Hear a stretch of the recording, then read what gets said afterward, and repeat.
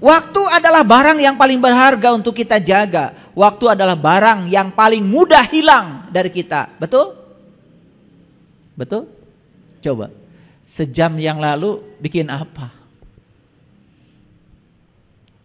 Cuman ngelamun aja. Membayangkan hidup bahagia. Tidak memutuskan hidup bahagia saat ini. Terus aja membayangkan hidup bahagia. Membayangkan terus. Menunggu terus. Maka siapapun yang menunggu bahagia, selamanya dia menunggu dan tidak akan pernah bahagia. Karena bahagia adalah keputusan kita saat ini. Itu baru definisi waktu. Nah, saya belum sampai pada kesimpulan. Nah, lanjut dulu. Jadi kenapa seseorang itu diberi waktu yang sama tetapi pencapaiannya berbeda? Ini soal manajemen waktu. Jadi saya gunakan konsep manajemen waktu dari para ilmuwan ini. Jadi supaya sedikit agak saintis ya, saintifik pembahasan kita.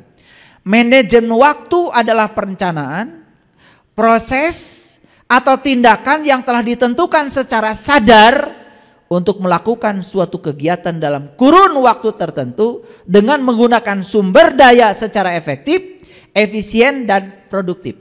Nah, ini bahasa sekolah. Ulangi lagi. Manajemen waktu di dalamnya ada perencanaan, proses atau tindakan yang telah ditentukan secara sadar. Atau gampangnya gini deh. Begitu bangun pagi, setelah berterima kasih kepada Allah, ya Allah terima kasih hari ini saya masih dikasih nafas. Setelah itu bikin perencanaan hari ini mau apa. Sederhana aja perencanaannya, hari ini saya mau pergi kemanapun saya mau, ngikutin kaki saya, tidak boleh ada satu orang pun yang terluka atau berkurang kebahagiaannya bertemu saya. Bikin perencanaan gitu aja sederhana, pagi-pagi itu. Kemanapun saya pergi tidak boleh ada orang yang berkurang kebahagiaannya bertemu dengan saya. Siapkan uang, siapkan bekal, siapa, pokoknya ingin membahagiakan orang. Sehari itu saja dulu. Hidup tuh sehari-sehari aja. Jangan 2 hari. Kayak makan satu suap kan. Kayak gitu. Coba keren deh. Tidak usah 1 minggu dulu. Tidak usah 1 bulan dulu. 1 hari aja. Mau apa? Coba rasakan. Di situ akan mulai ada efektivitas, efisiensi dan produktivitas. Ini manajemen. Dan lakukan itu secara sadar. Makanya definisi dari manajemen waktu adalah perencanaan, proses atau tindakan yang telah ditentukan secara sadar untuk melakukan suatu kegiatan dalam kurun waktu tertentu dengan menggunakan sumber daya secara efektif, efisien dan produktif. Sumber dayanya sudah ada? Sudah ada. Nafas sumber daya, tubuh sumber daya, penglihatan sumber daya, pendengaran sumber daya, tangan sumber daya. Ya Allah, apa yang mau kita keluhkan? Tidak bisa membahagiakan orang dengan harta, dengan tenaga. Tidak bisa membahagiakan orang dengan harta, dengan pikiran. Sumber daya kita banyak. Cuman kalau ditanya apa yang kau miliki, sampai kita lupa. Karena kita terus tidak sadar mengejar sesuatu yang menjadi hayalan kita. Yang ada di depan mata, itu pun tidak kelihatan. Jadi manajemen waktu berhubungan dengan 1, perencanaan. 2, pengorganisasian. Yang ketiga adalah penggerakan atau pengawasan produktivitas terhadap waktu. Nih saya kasih tahu. Banyak saya nyuruh mahasiswa membaca. Saya kasih buku yang tipis aja dulu. Setiap saya tes, itu selalu di halaman berapa itu gak pernah nyaut. Gak ngerti saya. Rupanya apa? Mereka itu tidak belajar menyimak. Karena membaca itu jadinya menghafal. Padahal membaca itu sudah, baca aja. Nah, halaman 1 dan halaman kedua hilang, gak apa-apa. Halaman ketiga ketika sudah panas otak kita, dia akan merekam semua yang kita baca. Kita sudah salah dari sejak kecil. Kalau nyuruh anak belajar apa? Neng, Ujang, gerang ngapalkeun. Tuh. Dianggap ngapalkeun itu belajar. Padahal itu sebetulnya adalah memusingkan anak kita. Akibatnya anak kita jadi dicekoki banyak hafalan. Dan hafalan tidak akan menolong apa-apa. Karena itu adalah tingkat kognisi yang paling rendah. Ya. Nah, itu manajemen waktu. Jadi kalau kita bicara tentang manajemen waktu, berarti berbicara tentang apa saja. Nah, saya kasih tahu ada beberapa faktor yang penting yang berhubungan dengan manajemen waktu. Yang pertama, coba belajar harian saja, menetapkan tujuan. Coba, hari ini saya mau ngaji di Miskatul Anwar. Itu tadi pagi, udah tetapkan tujuan. Selama saya ngaji, saya tetapkan tujuan saya harus terbuka untuk meningkatkan kesadaran saya. Saya harus merevisi amal soleh saya yang tidak produktif selama ini yang saya lakukan. Saya akan mengganti dengan amal soleh yang produktif yang meningkatkan kesadaran. Saya harus tahu kunci-kunci keilmuannya supaya amal soleh yang saya lakukan produktif. Itu sudah tujuan. Langsung menyusun prioritas. Sekian banyak, tentu saja kita punya tujuan. Apa sih prioritas utama? Oke, prioritas utama saya adalah mengenal jati diri saya. Karena kunci utama dari semua pengetahuan adalah mengenal jati diri. Prioritas utama, saya harus kenal siapa diri saya. Karena itu efeknya banyak. Sholat jadi khusyuk, baca Quran jadi ngerti, kita jadi penuh cinta kasih, dan sebagainya. Banyak. Kita harus tahu prioritasnya yang mana. Yang kedua, susun jadwal. Tidak usah jadwal seminggu, terlalu berat. Sehari itu saja. Supaya terasa kalau kita punya waktu 24 jam. Coba, mau tidur jam berapa? Tidurnya dengan kualitas seperti apa? Mau bangun jam berapa? Saat bangun seperti apa? Karena kesadaran terakhir saat kita tidur akan menjadi kesadaran awal saat kita bangun. Usahakan mau tidur dalam keadaan damai bahagia. Jangan mimpi yang buruk ketika tidur. Mimpi yang buruk ketika tidur jelas bahwa kita ada yang salah dalam hidup. Jadi saya mohon maaf ya, saya tahu siapa yang mimpinya masih buruk, siapa yang mimpinya sudah enggak. Yang ngantuk itu bukan berarti kurang tidur, itu kebanyakan tidur. Ya, kan saya tidak pernah, mahasiswa saya baru masuk kelas ngantuk. Saya kalau kebanyakan tidur ya, oh iya Pak, Bapak tahu, iya. Kelihatan itu, ngantuk kurang tidur dan ngantuk kebanyakan tidur beda itu. Gelombang otaknya beda. Saya tidak usah pakai elektroensefalograf ngukurnya. Sensor saya kuat. Pandang aja matanya beberapa detik udah tahu. Ya, tidurnya mimpinya pasti dikejar anjing gelo ini. Tahu.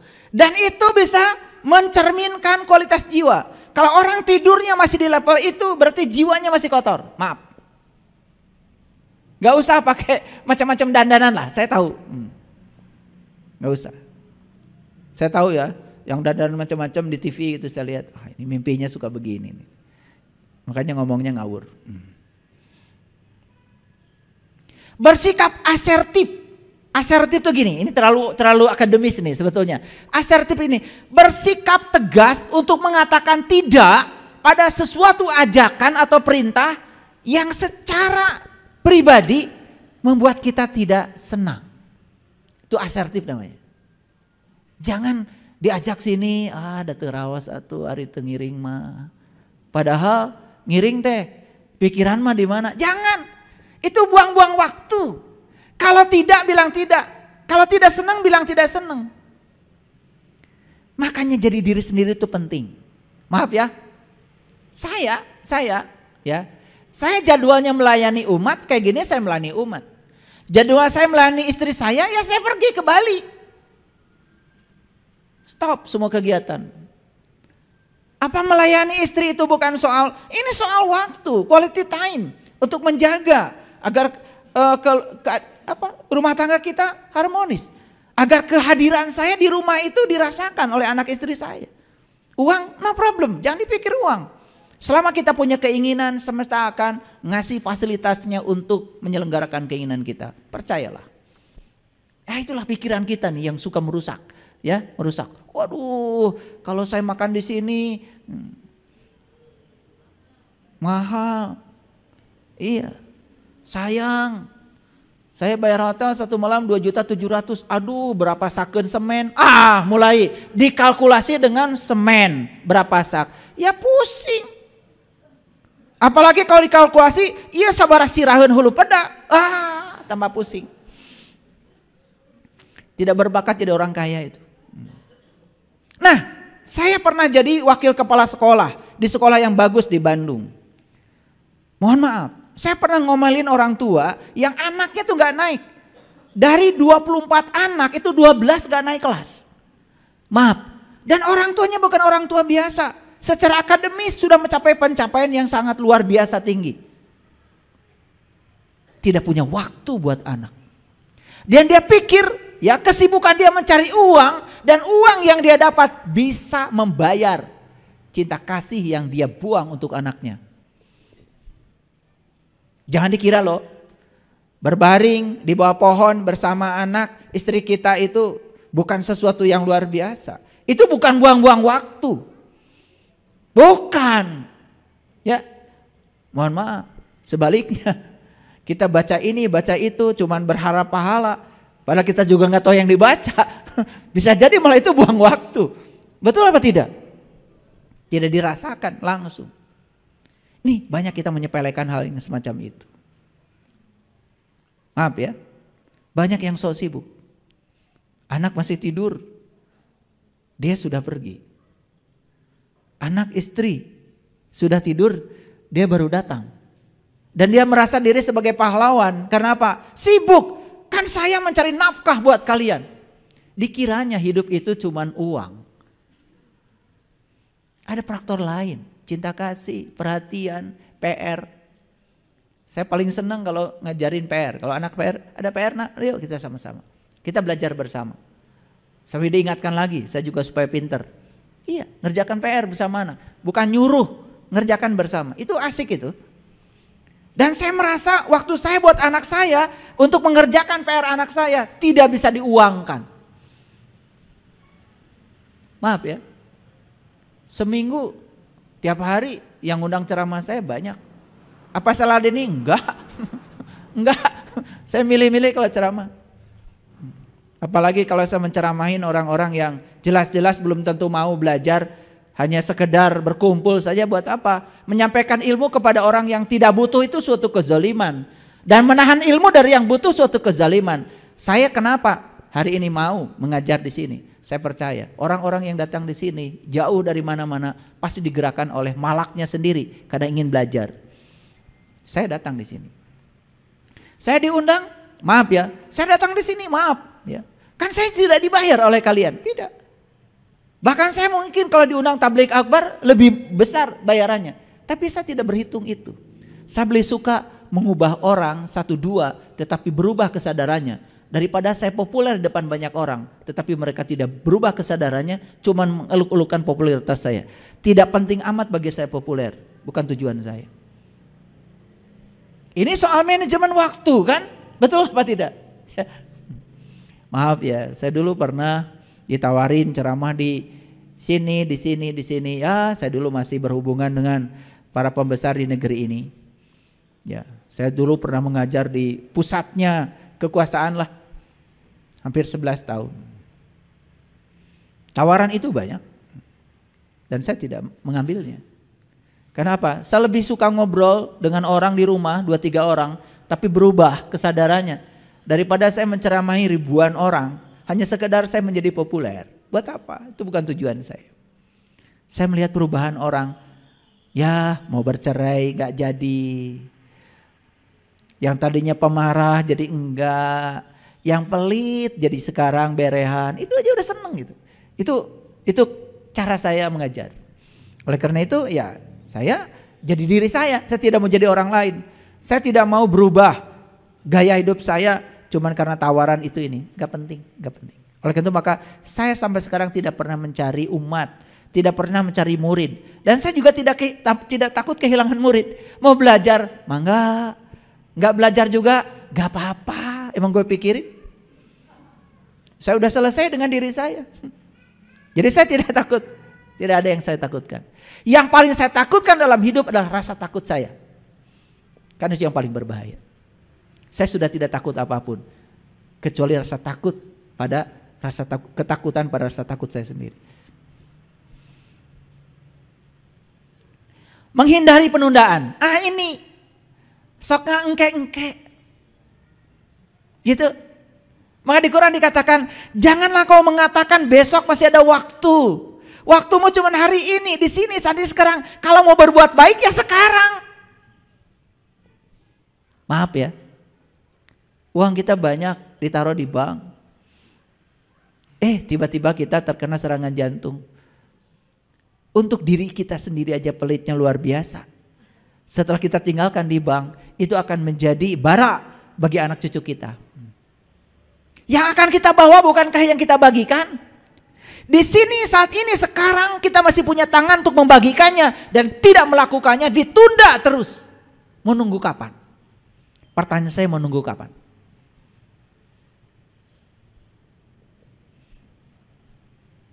Mau kapan?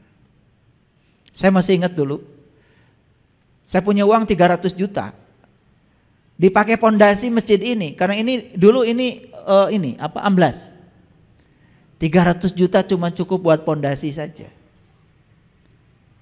Dan saya tidak berpikir masjid ini akan seperti ini. Pokoknya udah, hari ini saya punya apa dan hari ini saya bisa melakukan apa, itu yang saya lakukan. Itu saja, sesederhana itu. Kapan lagi kalau bukan hari ini? Datang kan biasa yang mengganggu 300 juta, coba jalan-jalan ke Eropa, tidur di hotel mewah, kan gitu, betul nggak? Tetapi bukan itu masalahnya, kepuasan. Ini soal manajemen. Yang terakhir adalah meminimalkan waktu yang terbuang. Jadi mulai sekarang sadari bahwa 1 detik nafas kita berharga. Banyak orang yang beli ventilator untuk memperpanjang nafas, banyak. Jutaan. Sekarang kalian sedang bernafas. Apa yang kalian lakukan? Setidak-tidaknya melakukan yang terbaik buat dirimu. Setiap waktu, setiap tradisi, setiap manusia di belahan bumi ini lain-lain. Kalau saya melihat pandangan terhadap waktunya gaya barat, masyarakat barat ya, melihat waktu sebagai sebuah garis lurus, linier. Konsep garis lurus tentang waktu diikuti dengan terbentuknya konsep tentang urutan kejadian. Dengan kata lain, sejarah manusia dilihat sebagai sebuah proses perjalanan dalam sebuah garis waktu sejak zaman dahulu, zaman sekarang, dan zaman yang akan datang. Jadi kalau garis itu begini, garis terus aja. Itu waktu versinya masyarakat barat. Nah, di timur lain lagi. Saya mengambil, mohon maaf ya, pandangan terhadap waktu versi timur yang diwakili oleh masyarakat Hindu. Mereka mengatakan bahwa waktu itu sebagai sebuah siklus yang terus menerus berulang tanpa akhir. Jadi beda ya, kalau siklus itu kan lingkaran ya. Kalau garis itu kan begini, titik awal titik akhirnya lain. Kalau lingkaran itu titik awal dan titik akhirnya ketemu. Nah sebetulnya dalam Islam konsep lingkaran ini sebetulnya itu adalah konsepsi Islam juga. Karena apa? Coba lihat di Mekah orang keliling Ka'bah, walaupun Ka'bahnya kotak, tapi mereka geometrinya lingkaran, bukan garis. Karena kalau garis itu awal dan akhir beda. Kalau saya bikin garis, titik awal, titik akhir beda. Tapi kalau saya bikin lingkaran, titik awal, titik akhir ketemu. Bukankah itu konsep innalillahi wa inna ilaihi raji'un? Jadi innalillahi wa inna ilaihi raji'un itu sebenarnya lingkaran. Dan lingkaran itu selalu bertemu titik awal dengan titik akhir. Maka itu yang diabadikan jadi ibadah tawaf di Mekah. Asalnya dari titik Hajar Aswad, keliling, kemudian kembali ke Hajar Aswad. Makanya ya, ada yang berpandangan bahwa waktu itu adalah siklus. Nah, ada yang punya pandangan lain bahwa waktu itu lebih dilihat sebagai kesempatan. Waktu juga ada yang mengatakan uang. Makanya kan ada yang mengatakan time is money. Salah? Ya tentu saya tidak salah, tergantung sudut pandang. Ini bukan soal salah benar. Tetapi sudut pandang itu apa produktivitasnya buat kita? Kita harus mengujinya. Karya yang terus berlangsung, mengukir hidup yang tiada hentinya. Kebebasan waktu terjadi ya Tempat orang mampu memberikan segala karya, cipta, karsa bagi semesta. Makanya kan ada orang yang mengatakan, aku cuma mencari 2 kebebasan. Satu kebebasan waktu, yang kedua kebebasan uang. Uangnya ada, waktunya ada. Giliran mau piknik, nah duitnya ada, waktunya ada. Giliran mau senang-senang, waktunya ada, duitnya ada. Nah, kalau ingin punya kebebasan waktu dan kebebasan uang, maka jangan bekerja di orang. Harus punya perusahaan sendiri. Kalau bekerja di orang kan menyiapkan masa depan orang. Tapi kalau kita punya sendiri, walaupun usahanya kecil, tetap aja kan direkturnya kita. Betul nggak? Dan kita menyiapkan masa depan kita. Maka saya sering menawarkan, Anda mau menyiapkan masa depan orang lain, bekerja di orang. Tapi kalau Anda mau menyiapkan masa depan Anda, bekerja sendiri. Ini sudut pandang terhadap waktu juga. Mau seperti apa? Ya. Jadi ini sangat relatif ya. Kita sudah terbiasa bicara soal waktu tapi tidak jelas. Nah, dalam dunia fisika, dimensi waktu dan dimensi ruang, ya, panjang, luas, volume itu ruang. Kalau saya ingin tahu berapa ruang dari volume ruang ini, panjang kali lebar kali tinggi, ini ruang. Ya. Itu besaran-besaran pengukuran yang mendasar selain massa. Makanya ada 3 besaran pokok dalam fisika. 1 yang namanya waktu, 2 yang namanya panjang, diwakili oleh panjang, itu berarti dimensi ukuran, panjang, lebar, tinggi sama, panjang. Nah, kalau itu dijumlahkan, panjang ke lebar ke tinggi, ruang. Nah, yang ketiga itu massa. Kenapa konsep waktu, ruang dan massa menjadi konsep mendasar? Ini rahasianya. Gabungan dari waktu, ruang dan massa dapat dipakai untuk menceritakan dan menjelaskan misteri alam semesta ini secara kuantitatif. Nah, kan kita ingin mengenali Allah.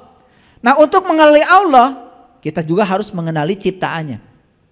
Dan kita ingin mengkuantitatifkan semua yang ada menjadi terukur, yang disebut dengan observable. Yuk, sekarang saya tanya. Ibu-ibu yang sebelah sini sangat takut kalau di kilo. Ya toh? Tapi dalam sehari-hari kan kita menggunakan istilah yang salah. Berat badannya berapa ibu? Berat badan. Begitu ditimbang, keluarnya kilogram. Padahal berat itu satuannya Newton. Tapi itu bahasa hidup, bukan bahasa sains. Tapi kita juga tidak sadar dan tidak mau tahu. Padahal pertanyaannya harusnya massa ibu berapa? Nah, 50 kg, 20 kg itu massa, bukan berat. Karena berat itu sudah ada hubungan dengan percepatan gravitasi bumi. Satuannya bukan kilogram, satuannya Newton. Itu dalam kehidupan. Tapi ya nggak apa-apa, itu nggak usah terlalu dipikirkan ya, nanti pusing. Jadi sekarang mengerti tentang pentingnya waktu. 1 detik penting, 1 menit penting, 1 jam, 1 hari, subhanallah, luar biasa. Kita melewatkan waktu ini begitu mudah, sehingga banyak orang yang kehilangan waktu. Tahu-tahu sudah 60, tahu-tahu sudah 65, tahu-tahu sudah 70, sampai hari ini kita tidak mengerti apa yang sudah kita hasilkan selama hidup. Berapa banyak orang yang sudah kita bahagiakan. Apalagi berapa sadar kita dalam hidup. Tingkat kesadaran mana yang sudah kita capai. Ada kesadaran Adam, ada kesadaran Yahya, ada kesadaran Yusuf, ada kesadaran Idris, ada kesadaran Musa, ada kesadaran Ibrahim, ada kesadaran Harun, ada kesadaran puncak namanya Sidra Al-Muntaha. Tanya sekarang sama kita, sudah di kesadaran mana kita? Adam? Belum. Yahya? Can hirup. Yusuf? Boro-boro. Melihat semesta tidak indah. Semua yang dilihat adalah masalah. Idris? Cerdas? Belum. Harun? Cinta? Komo. Musa? Sudah bisa berdialog dengan sang sejati dalam diri? Apalagi Ibrahim yang sudah mencapai makomu Ibrahim, Apalagi Sidra Al-Muntaha, tempat pertemuannya Nabi Muhammad dengan Tuhan. Di mana coba kesadaran kita saat ini? Pertanyaan yang terakhir dari saya, berapa lama lagi kita punya waktu di dunia ini? Ayo jawab. Jawab. Tidak tahu? Harusnya tahu. Kenapa tidak tahu? Ini muaranya cuma satu. Karena sampai hari ini mata kita masih buta. Lalu kita tertipu oleh segala persepsi yang dibuat oleh kebanyakan orang. Baik, setelah saya cerita tentang waktu. Apa judulnya hari ini? Waktu apa? Paling diinginkan, tetapi paling buruk digunakan. Betul apa tidak? Semua menginginkan waktu, menginginkan umur panjang, tetapi di umur panjang itu kita membuang-buang begitu banyak waktu. Makanya waktu paling diinginkan, tetapi paling buruk digunakan. Terima kasih. Assalamualaikum warahmatullahi wabarakatuh.